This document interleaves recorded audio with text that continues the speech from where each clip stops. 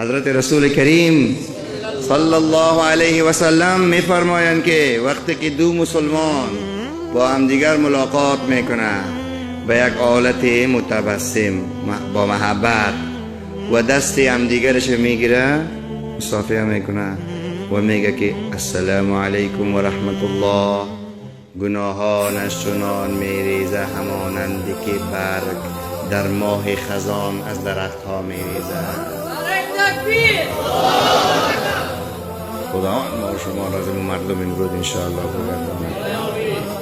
کار کنیم سر خود ما، سر اخلاق ما تمرین بکنیم. دین چند جزی مهم داره بزرگواران: عقیده، عمل، صفت و یک جزش هم فکر اسلامی است. چند جز شد؟ عقیده اسلامی، عمل اسلامی، صفت اسلامی، فکر اسلامی. فکر اسلامی که به سیاست است که دنیا را باید مسلمان بگیره. بگوین الله اکبر. عقیده اسلامی تو مسلمان باشی، ایمان به الله جل جلاله و پیغمبر علیه السلام و فرشته ها و قبر و قیامت و جنت و دوزخ و غیره مومن بهی ما ایمان داشته باشیم، یعنی مسلمان باشیم، عقیده اسلامی داشته باشیم. آیا که عقیده داشته باشی عمل نکنی جنت میری؟ نماز روزه زکات؟ حال اگر عقیده داشتی و عمل هم کردی، اگر اخلاق نداشتی، پیغمبر علیه السلام گفت که کسی که بد اخلاق است جنت به او حرام است، حتی که نماز خوانده است. حدیث صحیح بخاری است.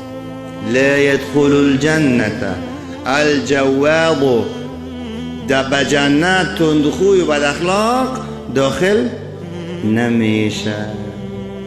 والله لا یؤمن، پیغمبر علیه السلام میگه قسم به خدا ایمان نداره. والله لا یؤمن، وگرنه او کسی ایمان خود داره، ولی پیغمبر گرامی چرا میگه ایمان نداره؟ ایمان نداره، ایمان نداره، ایمان نداره. من کی یا رسول الله؟ و صحابه پرسان میکنه من یا رسول الله صلی الله علیه وسلم.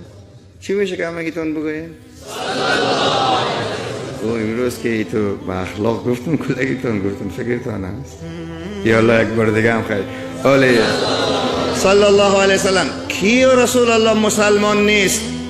ولو نماز خوانده، روزه گرفته، قرآن خوانده، دین کرده، هر چیز داره، ولی این که اخلاق نداره مسلمان نیست.